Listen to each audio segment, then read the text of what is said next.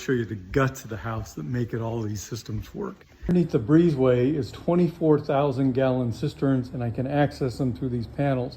Rain gutters divert rainwater down and fill this up during the wet season, and then we use it during the dry season.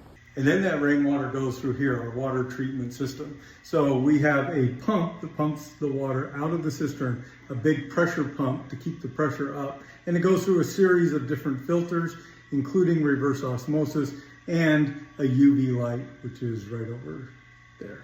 Water heater, which does take up electricity, but we hardly use any water because it's so hot here. We're trying to cool off, not heat up in the shower.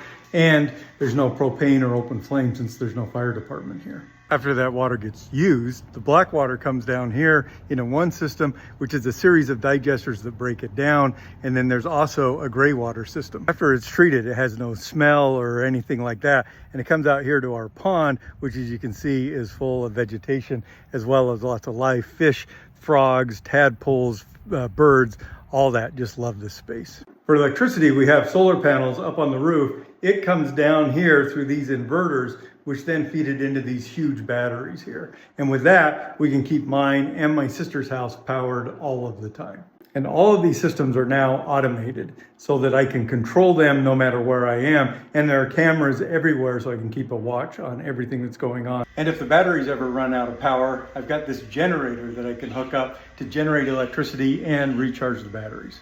Both my and my sister's house are on stilts to keep it up so there's no flooding. And so we use the space down below for other things.